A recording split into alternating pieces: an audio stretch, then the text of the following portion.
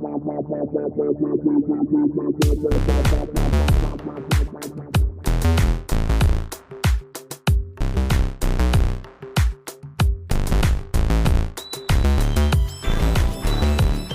to you from the dining room table at East Barbary Lane, welcome to a special edition of Full Circle, the podcast.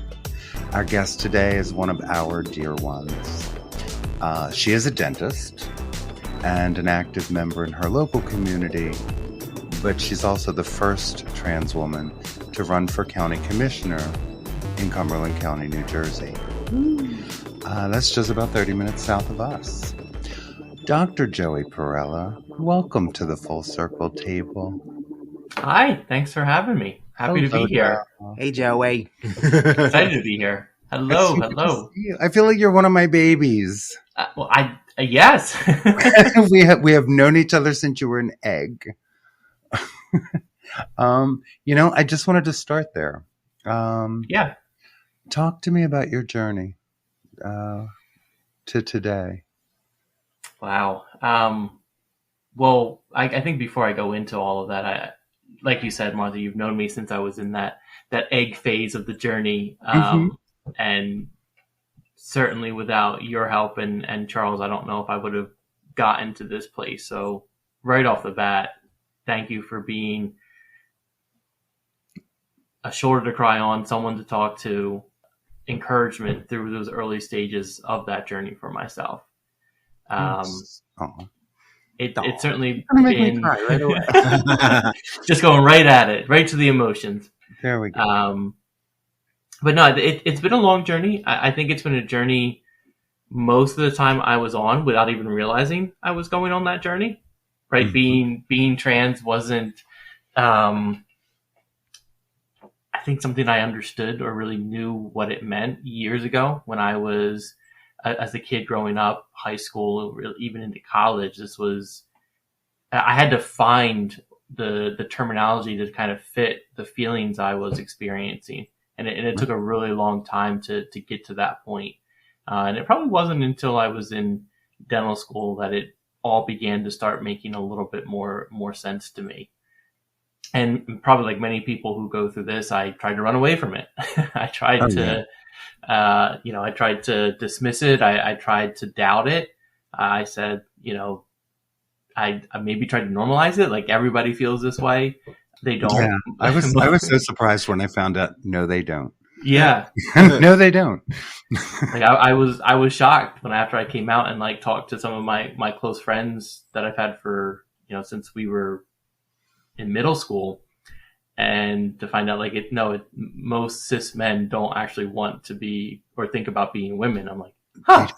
They really don't. They do not accept. They do not obsess about it. Yeah. It's like, wait, you don't think about that every day?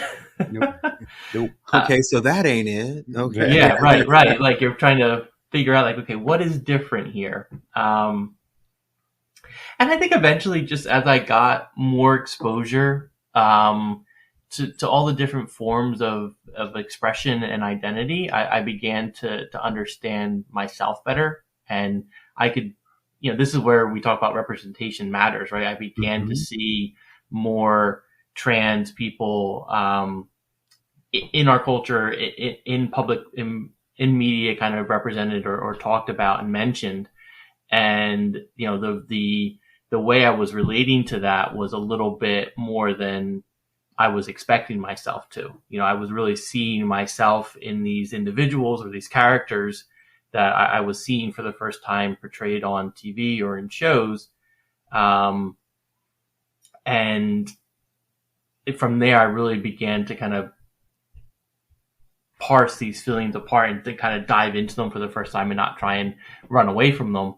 And that's when I really began to get a better sense for who I was, like a better way to understand or describe myself.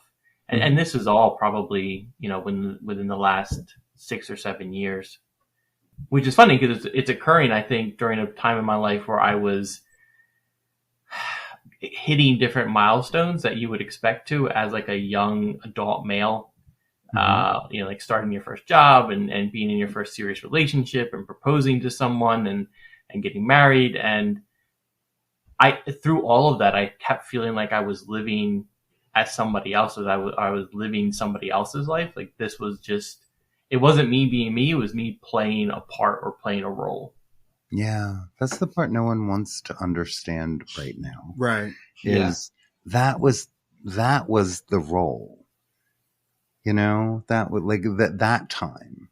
Mm-hmm. Like there was the artifice, this is it. This is me being real now for the first time. Right. And they kind of try to turn that on its head.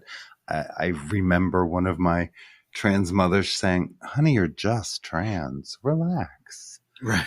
Because I had a million questions and they had no answers that I wanted to hear, because they were like, yeah,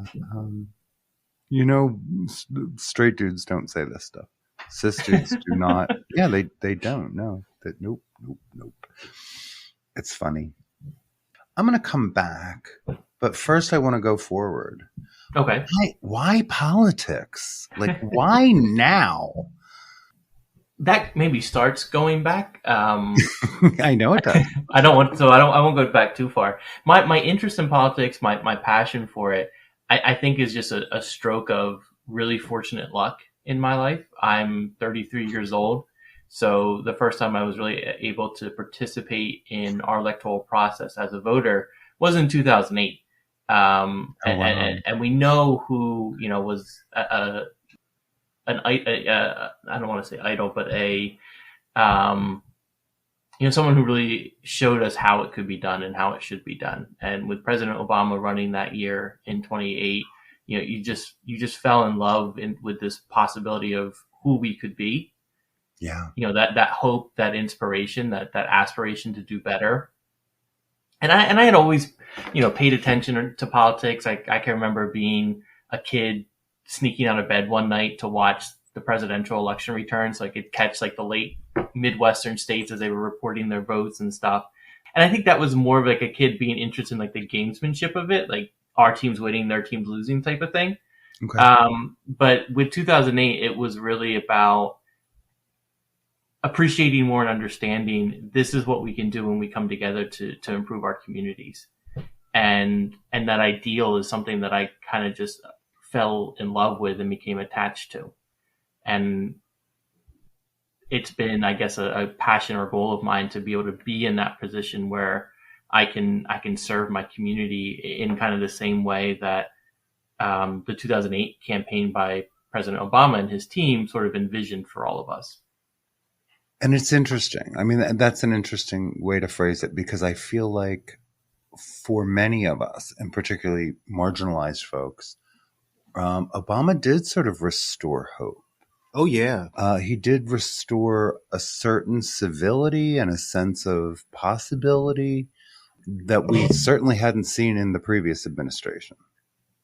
Any previous administration. Well, that's not fair, but, many. Well, for me, anyway. Well, right. For some folks, it was any administration. And, conversely, it broke Republicans. It just broke them. Into little sniveling pieces. So many folks that I've talked to have made that correlation. It's like, yeah, a black man in the White House literally broke an entire party. Like they just, which is why there's not a lot of anything making sense these days. Why Sure. now? You've had this has been a tremendous time in your life, a tremendous change. Why now? No, that's a great question, and I think it's a fair question because I mean, you both know I'm not far into my transition. I only started socially and medically transitioning a little over a year ago, so this is still all new to me and my body, and in that time period with getting divorced and moving and starting a new job, it's a lot. The one thing I've learned through all the years, there's never a perfect time to run for office. Maybe mine has a little bit more reasons for why you shouldn't. No, I wasn't suggesting that. I just But need your thought process. Because I think that, you just made your own argument. So continue. right. I made the argument against You- why I shouldn't be running Yeah. pretty effectively. The reason why I do, or why I am running, I believe in this community, and where I'm running here in Cumberland County, it is a place that others have forgotten about, that people don't pay attention to, that people in our state aren't even aware that exists. And it is something that I have seen my whole life. It's not a very long time, but that's still over 3 decades now. And at some point, I want to be a part of changing that perception about Cumberland County and bringing us more towards the forefront. And there's no better time to do that than right now. We don't want to wait. We want to get into that conversation and start talking about the issues that affect our community, not in tomorrow or not in 5 years where something may be easier for me, but right now, because people are suffering right now and people are dealing with these issues right now. Gotcha. So there was thunder and lightning in the background. We can't do much about that. They're just punctuating your points. Just That's all. the day. What do you think the biggest misperception is about Cumberland County? So Cumberland County, it really is South Jersey. Mm-hmm. I always knew it to be a very agricultural county. Is that still true? I would probably say it's more so agricultural now than maybe in the past. Just unfortunately, because the industries that we had here previously don't exist anymore. Gotcha. So it's not so much that the agricultural part of our economy got bigger and sort of took over that part of our identity. We lost those industries that kind of defined us before. I think what people get wrong about Cumberland County is what they get wrong about a lot of rural places, that there's no talent here, that there's no future here. And I certainly heard that a lot growing up.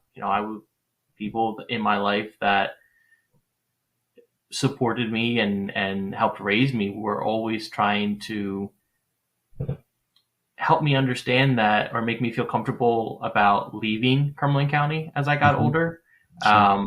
Just and honestly, because they just felt like the opportunities, the success here weren't going to equal or match what was available to me outside of Cumberland County. And to some extent, sure, like if you're going to compare the whole world to what is in Cumberland County, there's going to be more in the whole world. Right. But it almost started to get to a point where like there was a hopelessness to in the county, that you really weren't going to find any success here. You could be complacent in Cumberland County if this is where you wanted to live, but you weren't necessarily going to have that success and be able to define your life to what you wanted it to be going forward. And that's a misconception I think people outside of Cumberland County hold, but also too many people inside Cumberland County. And it's certainly not something that I feel is true. And it's something that I'm hoping with this campaign, and if I get elected, we can sort of work against that to get more people to see the potential and see the talent that's here in Cumberland County, and recognize that this is a great place to live. This is a great place to raise a family, start a business, carry on your career, start your career, and really build a life for yourself that you can be proud of. That's awesome. That's really awesome. Indeed. So, we've talked about this, but, I want to get to Emerge New Jersey, but, I met Danica Rome through you. And, she kind of had what I call sort of the Harvey Milk school of politics, right? Yeah. With Harvey Milk, it was dog shit. Like, that was the thing. Right, yeah. That, he took a look around and said, we can all kind of get behind this as an issue. And, I will pass an ordinance and we will, take care of this problem in our parks. And he won. he hadn't won for the 2 or 3 times he ran before that. Mm-hmm. Yep. And then, there was some redistricting, I think, that happened. And then, he really, kind of exemplified what politics were all about. So, he did wind up being a first to be elected, as did Danica. As you look out on Cumberland County, I know that you've got grassroots ideas. I know you've got some. What needs to happen? I mean, yes, enthusiasm needs to happen. What else? Mm-hmm. Well, I think it's about. There's 2 things when you're running for office as a candidate, and actually, kind of when that evening that you were referencing there, Martha, where we got to meet Danica. We talked about that, her and I together, also from reading her book and just following her political career since 2017. You have a story to tell as a candidate, that the part of the why, sort of who you are and how you became this person. And then the other side of that is to talk about the why you're running and what you hope to accomplish. What are you running on? What are the issues? And, that was a great example that Danica really showed in her campaign, and other trans elected officials have shown since that race, in that, people will look past any discomfort they have with your identity or your gender, or not discomfort, but maybe even confusion that they have about it, because they want to see or hear what you're going to do for them and what you're going to do for that community. And so here was Danica in 2017, just after Trump got elected, not a time where I think a lot of people in minority groups were feeling seen or represented, running for office and running against someone who was proud of the fact that he was anti-LGBTQ, and that was sort of part of his campaign. Constantly misgendered Danica throughout their race, and she rose above that and focused the race on the real issues. The fact that there were tremendous traffic problems that had plagued that district for her whole life. I mean, she told stories about as a kid how the traffic affected her parents' ability to get to work, and her mom being able to pick her up after school, and her getting stuck at school late hours afterwards because and then just the impact it has on the economy, the impact that it had on people's lifestyle, the danger it posed to people's health and safety. And so the more we talk about why we're campaigning, the more we're able to connect with voters who maybe don't see themselves in me. And we kind of form that common understanding of each other and that common experience, and realize we really do have a shared goal of wanting to address these issues that move our community forward, or so we can move our community forward. I have a theory. I think the fear is, right, that we run for office so that we can represent trans people and no one else. Like, that's Sure. the fear. Like, you're doing it for a very tiny portion of the population, but what about me? And what about us? And, what I think they find out time and time again is, no, we actually understand the issues. We want this job and we want to work hard at it. And, yes, we want to see representation. But that's not all we want to see at all. Right. And I think it helps the voters sort of better understand that even though we're different, and we might get characterized as like an other, we're a part of this community just as much as everyone else is. And we're affected by the problems in this community just like you are. So, I'm a queer trans woman, dentist. Not many people like me in Cumberland County, career wise, personality wise, or identity wise, but the issues that they're dealing with are still the same ones that I'm dealing with, because this is the same place we call home. And it's solving those issues and addressing those issues are just as passionate to me as they would be to anyone else here who lives in Cumberland County. I agree. It's a tough time, because I think one of the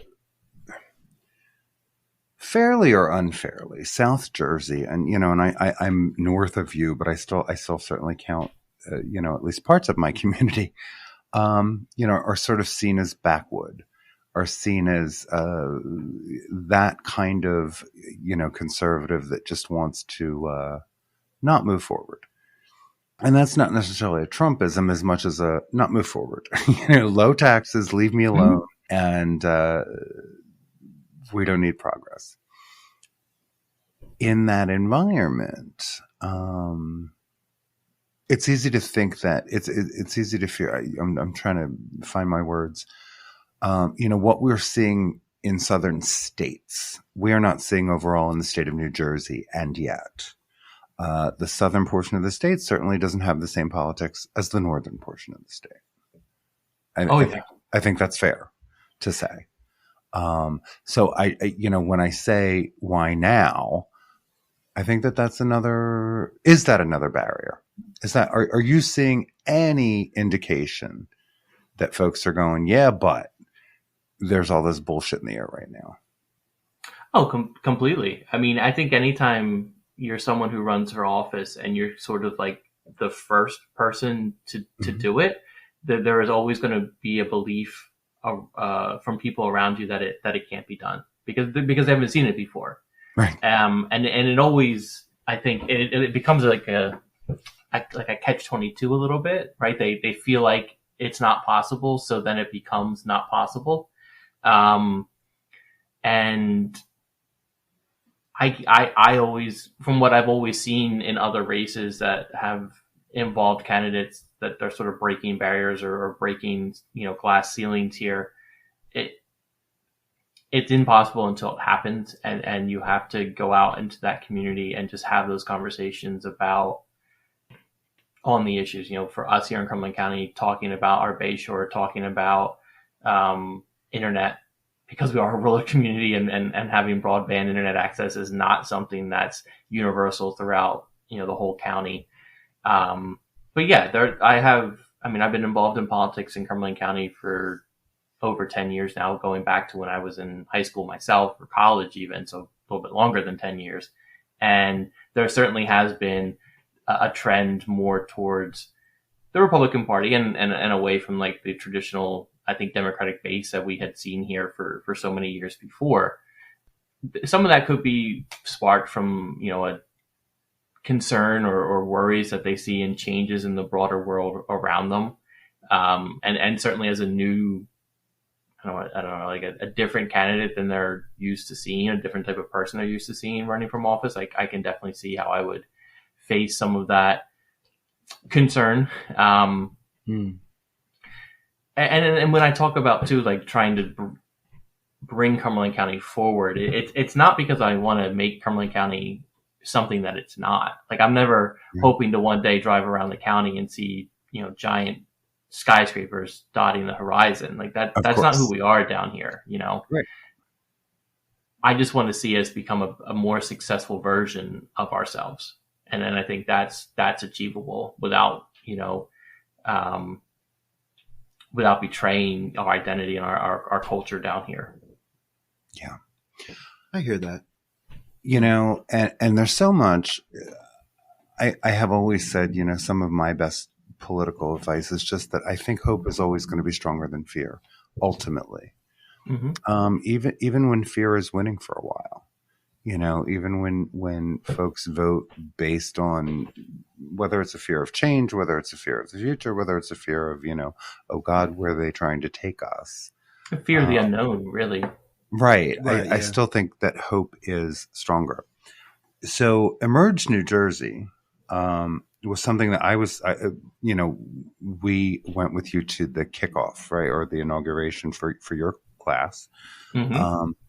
I was just blown away that it exists. I think it's amazing that you are a part of this. Can you tell us a little bit about what it is and Sure.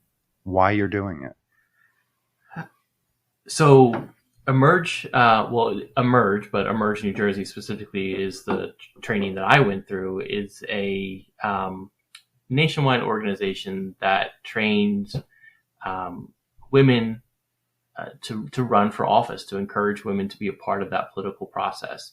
There's a focus on that new emerging coalition of Democratic women and equipping us with the skills that we need to be effective in the political sphere, and to know that you can see yourself in that space, and it's okay to want to kind of enter the political arena. I think a lot of times for all types of women, not just trans women, white women, minority women, it's not been normal, quote unquote, to see us engaging in the political process at all levels. And, Emerge hopes to kind of break down those barriers and overcome those biases so that not only do other people maybe stop us from seeking out these positions and engaging in government,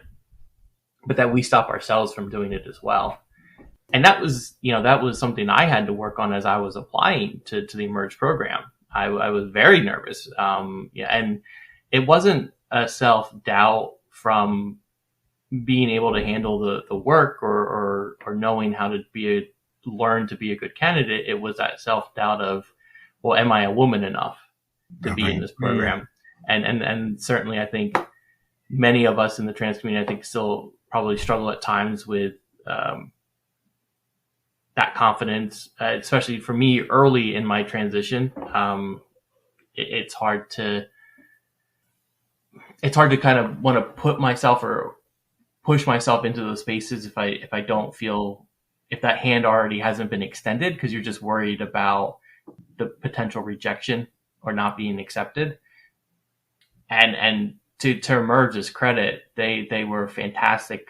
Joeigh, our director for the state, and all the other women that I was in the program with, made me feel right at home the entire time, and made me feel and seen as much as a woman as everyone else in the program. And that was incredible, just for being so early in my transition and finding one of those kind of female exclusive spaces for the first time that I was able to interact with, and not interact with, but be a part of, and finally being able to basically be one of the girls. And that was something previously in my life that I was either never able to be a part of, or in times sort of actively discouraged from wanting to be a part of. And yeah, I mean, there was a lot that Emerge has done for me to make me a better candidate. But the biggest impact that I probably got from Emerge is just, for the first time, getting to see other people see me for who I am, and the joy and the euphoria that brings along with it. I mean, I think that's my personal connection with Emerge. I mean, and the whole reason I joined is I got to experience and see some of the individuals that had been previously a part of the program. Danica herself was a part of the program back in 2016, and now she's the state director for Virginia. Wow. So this is an organization that practices what it preaches, and that's a phenomenal thing to see. They don't just talk about diversity; they practice it. They want to make sure that they're bringing people from all kinds of different backgrounds, women who are doing work in the private sector, public sector, underrepresented groups, bringing all of us together, learning from each other, and growing as individuals, so that we can be the best candidates possible, and then once elected, serve our communities, our constituents, to the best of our ability. And that's fantastic. And you are now a part of that statewide network, and it's a great network to be a part of, I think. Yeah. I was just blown away. I thought it was incredible. And I did leave that meeting with a sense of just exactly who they were. And I think, was it Joeigh? It might have been Joeigh who said, trans women are women, therefore, this is not, there's no debate here. Yeah. And I was like, yeah, thank you. It's so simple. It really is. It really is. And just another reason of why I felt so welcomed and supported there. Yeah. And, they provide a wonderful example that I would love to let others see and just be like, no, this is how it should be. Like, see, it's not that scary. It's not that hard or confusing. Trans women are women, trans men are men. You don't have to fight it. It's okay. Right. And, I assume we said these are Democratic women. I believe we did say that, right? Yes. Yeah. Clearly.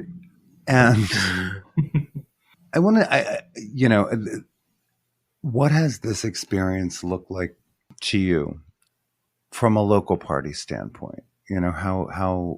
How is the local party receiving their first trans woman running for county commissioner? How's that going?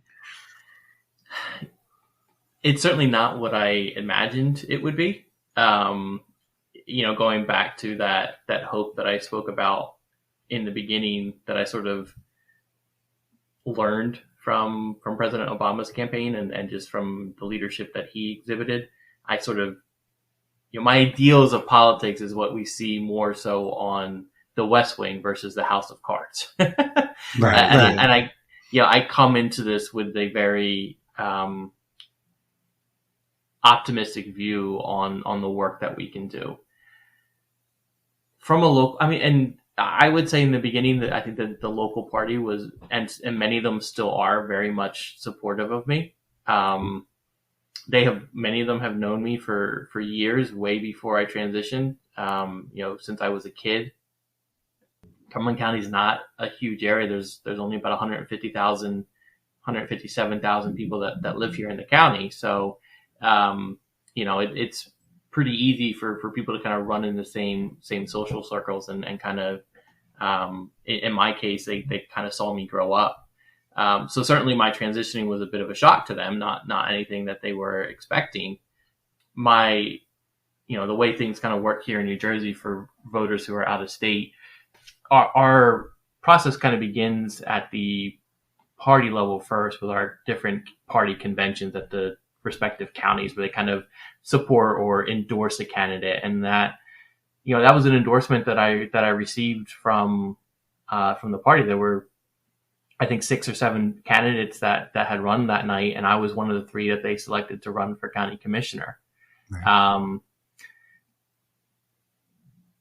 I don't think what they were anticipating, though, was some of the backlash that they would see from other supporters or members of the party outside of the party apparatus, right? So there's Democrats, like myself, who are actually elected officials of the Democratic Party. We kind of serve as that ground game and that representation for other Democrats in the party and within Cumberland County. But then there's the regular voters that are part of the party, and some of them started to question the viability that I have as a candidate. Question whether Cumberland County would elect a trans woman. Question whether or not Cumberland County would elect a trans woman that most people knew as a male for so many years. Who's still early in her transition, and certainly I don't at any point pass, right? And I don't know, maybe that's the point I get to, maybe that's the point I don't. That's not really the goal of this. But I think they're expecting that, like, if you just waited a little bit, you would be, a little bit more palatable to people. That's the goal. Right. Like, and I, part of what I try to do is help them understand, like, I didn't transition for other people. You transition for yourself. Right. Like, this is me becoming who I am, and me not trying to become someone that is more acceptable to the community or individuals around me. Honey, if that's why we did this, my God. Right. Like, if that's why we did it, we wouldn't do it. Right, exactly. Yeah. This is for us to be cooler. That's right. Why. Yeah. Because that's how this works. Right. Hopping on that new TikTok trend. Every single right. Oh yeah. Every single time. Mm-hmm.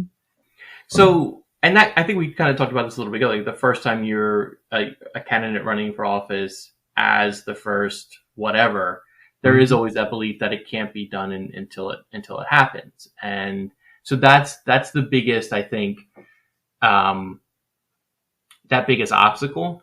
And certainly, the uncertainty around my viability as a candidate because of my identity has driven people to maybe ask, like, can you, not specifically, can you not be trans, but, Yeah, but taking that's it what they down mean. a little bit. right.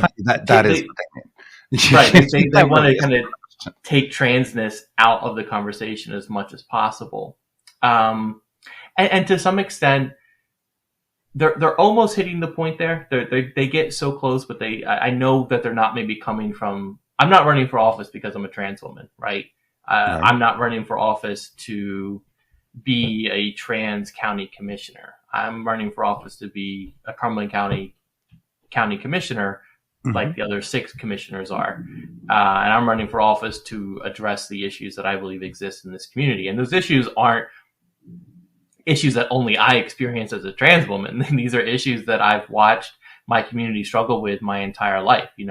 As a practicing dentist, these are the issues that I listen to my patients talk about when they're in my dental chair. Right. And so there's a little bit maybe more work that I have to do to make people understand that hiding who I am isn't necessarily going to change how voters see me or help them decide if they want to support me. Voters will come to support me if they feel like the issues that I'm talking about and the solution to those issues are right for their community. Absolutely.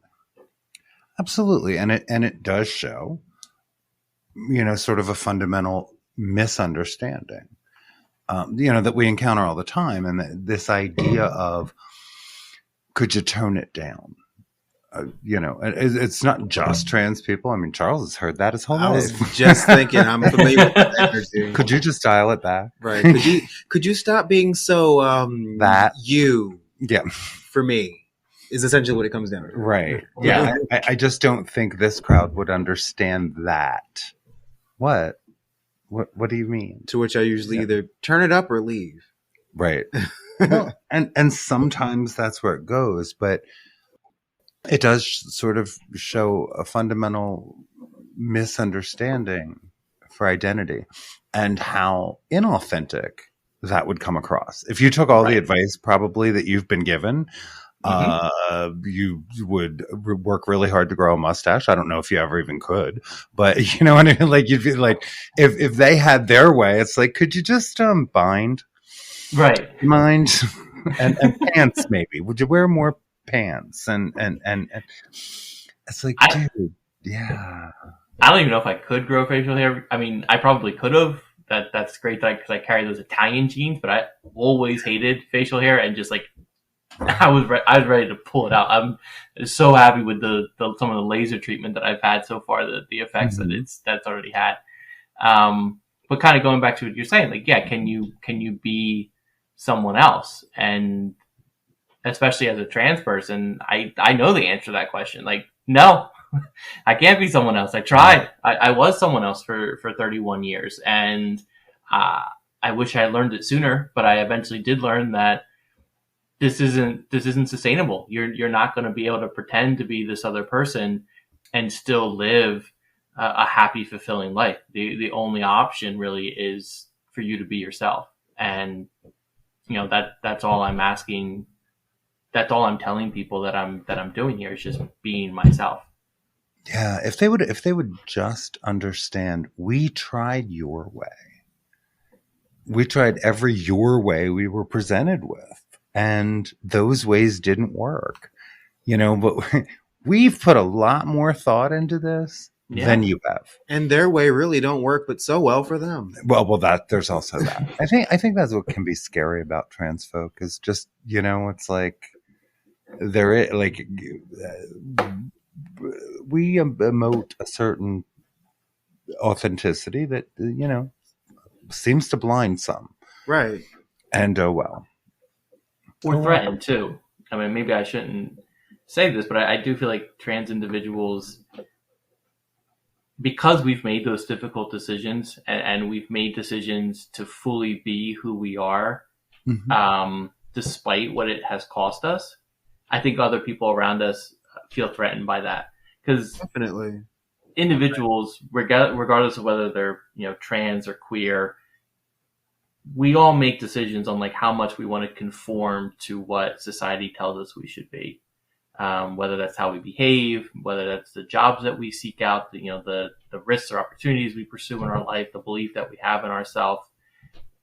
Yeah, as trans women, or trans individuals, I think we represent a whole and total kind of rejection of that. And, we're a prime example of people who have kind of shut out the noise from around them, truly listen to what our bodies are telling us who we are, and follow that, and become, this better version of ourselves. And I think sometimes when people see that, they kind of become reminded of the times in their own life where they maybe didn't pursue who they wanted to be or who they really were, or a job that they wanted to take, or an interest or a hobby that they had, because they were afraid of how other people would react to it or see it. And there becomes a little bit of jealousy. There becomes a little bit of kind of resentment towards us, and maybe a little bit of resentment towards themselves for not having that same, I don't know if the right word is courage, or just, screw it kind of attitude that we have as trans individuals. And sometimes it really wasn't like anything brave or strong about what we did. It was the only option. I mean, it was right. It was and that's this or nothing else. Right. It's like, how dare you buck the system? Well, you know what? I didn't have a choice. Right. Mm-hmm. I didn't. Like, I would have loved for it to have gone a different way, whatever, or been accepted differently, or not have had, challenges in just being who I am. But that's not how it went. And still I'm over here. So yeah, you've paid. Your journey has not been a hugely long one, but it has been. You mentioned, going through a divorce. Tell me whatever you're comfortable, but you have paid a cost. Yeah, I certainly think I have. And I think we've talked about this, just, again, like I had mentioned in the very beginning, from all the support that I've gotten from you, that we've talked about, like, in and of itself, being trans is not difficult, right? Like, all we're doing as trans people is being ourselves, which is the easiest thing someone can do. The difficult part about it is how everyone around us reacts to it. And we're certainly not at a point in our society where being trans or non-binary or, any form on the gender spectrum other than the one that you're assigned at birth is seen as quote unquote normal. And so a lot of people react to that news in a negative way. And then again, they become fearful of it because they don't quite understand those feelings themselves. And they start to backfill with misinformation that they've heard or biases that they hold towards the trans community, and sort of begin to define us, but not in a different way, still not defining us in a way that we would define ourselves as. So, before I came out, I think people put one set or one type of, or made certain set of assumptions about me and who I was. And then after I transitioned, it was a whole nother set of assumptions and biases about me. And probably before I transitioned, those assumptions worked in my favor, right? I presented as a cisgendered heterosexual white male, and I was a doctor. I was in the medical field. So there were a lot of people who didn't have to know me, or people who didn't know me would just kind of see those check boxes there and make assumptions about me. And then once I transitioned, it was almost like, well, all the rest of that went away. and it just became trans. Like that was the only label that really mattered. And everybody, I think people think they know what a trans person is or what we're like. A lot of it coming from fear, misunderstanding, some hatred, but at the end of the day, all of it is not true to who we are. I wouldn't say that you can't take all of us who are trans and clump us all together and say there's Oh God, we're all the same, right? I mean, there's so much diversity and beauty in our community. You can't do that with any group of people. We can do, yeah. That's what we try to do. Right. White people do it with black people, and cis people do it with trans people, and straight people do it with queer people. And it's like, that othering that creates a monolith, and it's not a new thing that humans do, but it really is constricting. And it's like, how do you experience the world if that's the way you do it? Is saying that, all of you are this one thing. And usually it's the lowest common denominator. Of course. Right. So yeah. The worst example of a transhuman ever is, kind of held up as our best example, because that's what we do when we're being reductive. Yeah. And yet the truth of the matter is the trans community is absolutely as diverse, if not more diverse than, the general population. We are everywhere. We come from every economic background, every national background, every ethnicity, every religious background. There is no discrimination on how this works. It just does. Just does. But isn't it interesting the way that they like to silo us? Right. Because you are trans, that's what matters now. Right. And some of it was obviously some of the areas where we get siloed are really harmful. Sometimes they just seem silly. There were family members that I came out to that, when I told them I was a trans woman, their reaction was like, well, how? You're such a big sports fan. and it's like, all right, we got to work past some of these gendered kind of biases that we have. Like I can be a woman and still want to watch the Eagles every Sunday. And, a lot of the women I know love sports. Right. Personally, not me, but I mean, a lot of the women I know are way bigger sports fan than a lot of the men. They know more. They scream louder. They get really obnoxious about statistics and stuff. It's funny, right? And it is.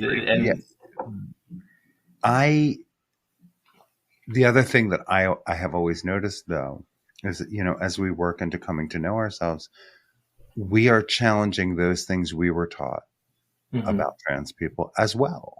Yeah. We have to kind of climb out of a lot of internalized, I hope it was easier for you than it was for me, even if marginally so, because, it took me years. It took me a very long time to climb out of all that. I think, I mean, I don't know for sure. It's hard to relate to someone else's experience. You can never really truly understand what someone else went through. But I do know, being from a younger generation, I was coming of age during a time where this was something that was more visible and more talked about.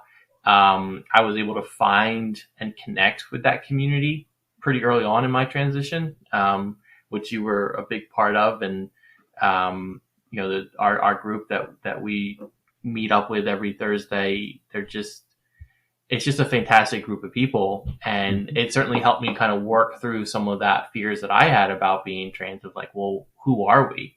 And we're just people. And, whatever I had carried about my fears or concerns with the trans community, because I got to see who we really were from the very beginning of my transition, I was able kind of let that all go and see the community not as something foreign or a threat, but see the rest of the community and the people in it as supporters, as people that I could lean on, as people who just were trying to have a life and trying to make a better life for themselves. And that was really reassuring. And it became, I think, in the very beginning, it became a sort of uplifting for me.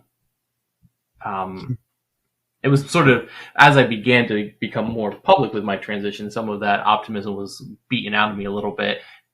But at least from the very beginning, I had this community where I could see other trans people being themselves, finding success, and sort of working against those narratives that others trying to tell about us. Right. And you have heard me say often, and because I say it all the time, we need trans friends. We need to know other trans people. We need to have the same shorthand in life that other folks have of having people who are like them. Because one of the things that is very different for queer and trans people is we grow up as the only one often. Certainly, or more frequently in our household, but in our neighborhood sometimes, in our churches, in our schools, if not the only one, maybe the only one because nobody was out, or that is changing. It is changing, but it is a different experience because the connections that families have, like we are alike because of our ethnicity. We're alike because we are Italian and we cook this way. We are alike because we are Black and we have a shared culture that is rich. But then there's the trans person who is Italian. There's the trans person who is Black, or, born into a religious family where it's like, we don't initially have anyone to talk to. Some of us are really, really fortunate in that we just have that wise person somewhere in our lives that say, we're okay. But that's rare. It's more often where it's like the people who kind of raised us look at us and go, what? No, are you sure? I mean, because I've heard of this, and I think I heard there's a pill for this, or something. Maybe a nice ointment. And so it adds a dimension. It does. It adds a dimension to our understanding of ourselves and our world that, we navigate at least a portion of time. And I think wondering for me, if we'll be understood. Yeah. Oh, that was the thing, being understood, right? Like when I first came out and I started to transition or think about transitioning, I felt like I was changing one set of expectations for another. And getting to work with other people in the community, getting to build those connections with them, I finally got comfortable with, like, no, Joeigh, you are who you are, and just because now you're saying you're a trans woman doesn't mean that you have to now do X, Y, and Z like you felt like before. Like, you just get to be you in the realest, most authentic way possible. Exactly. That part. By your own definition. That's how this works. And that's what this world needs more of, really. I'm going to try to bring this full circle because we always try to do that when we can.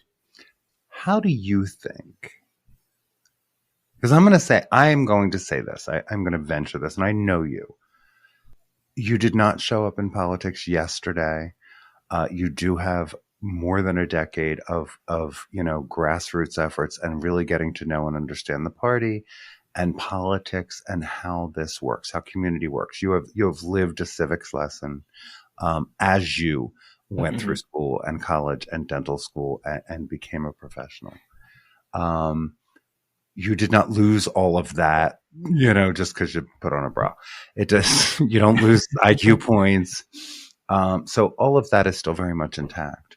I'm going to posit you're a better candidate because you are out and trans. And I'm wondering if you would speak on that. Happy to. I can't disagree with that. I think, I mean, and I'm not trying to say that trans people make better candidates. I'm saying as now, and it's not so much now that I'm trans and now that I'm out, it's more that now that I'm being true and authentic to myself, I'm a better person. I am a truer one, happier. Mm-hmm. The depression and the anxiety and the turmoil that I was filled with constantly before coming to understand my gender identity is gone. And there is such a weight that I don't carry around anymore. And that does enable me, I think, to be more attentive, to be more in the present, and be more conscious of what's going on around me, and being able to kind of see people more for who they are, and really come to listen to and understand what they deal with, and how they deal with those problems in their life, and where we as a local government can be a part of making that struggle a little bit easier for them. Not that we'll make snap our fingers and every problem disappears. That's not going to happen. But, what are the tools and resources available to us, and how can we use them to alleviate the obstacles in someone's life, or make them more easily overcome those obstacles. I mean, I did run for office once before I was trans, not before I was trans, I was always trans, but before I came out, right? Gotcha. And it was a miserable experience. Mm-hmm. It was something I always wanted to do, and then I was doing it, and I felt like such a fraud. And not a fraud because I was talking about issues that I didn't believe in, or that I didn't think were important to our community. I was, but a fraud because I felt like I was doing this and not being true or authentic to myself, that I was, again, more performing than just being or just existing. And the more public I kind of became, the stronger and the worse the depression got. And, it would get to a point where even in the midst of this campaign where you're sort of supposed to be kind of go, go, go the whole time, I would have, weekends on end where I just wouldn't be able to get out of bed. I just kind of completely disappeared for stretches. And a lot of the people couldn't see that, because I think those of us who at times struggle with depression become very good at hiding it from those around us. And we shouldn't do that, but we do. And we don't feel the need to reach out for help, or look for that support. And at that point, I still didn't really know for sure what the support was that I needed. I was still kind of working through that with my therapist to kind of try drill down to, that it was coming, like where these feelings were coming from was because I wasn't living my life in a way that was, well, not at that point, not just true to who I was or am, but not living my life as me at all. Right. You spend, I think for me, I used and devoted a lot of energy and effort to just trying to exist before transitioning, and getting through one day and getting to the next day. And a lot of that's gone now. Yeah, being trans, I don't know who I'm stealing this quote from, but I love it. When you're trans and you come out, it doesn't make all of your problems go away. It just makes them worth solving. I love that. Nice. And that's where I'm at right now. It hasn't made my life perfect by any means, but I can honestly say every single day now that I feel like my life is worth living. And that's so important. And they're, regardless of where you come from on the spectrum of humanity, being able to say that is critical. Yeah, exactly. And I think having that own personal experience where I've been in that really dark, bad place before, and now I'm here, and I can see the difference in myself, and I can see how much better it is to be where I'm at right now in many ways than where I was before. Even though before people would have looked at my life and said, well, wow, you've got a lot of great things going for you that I don't currently have right now.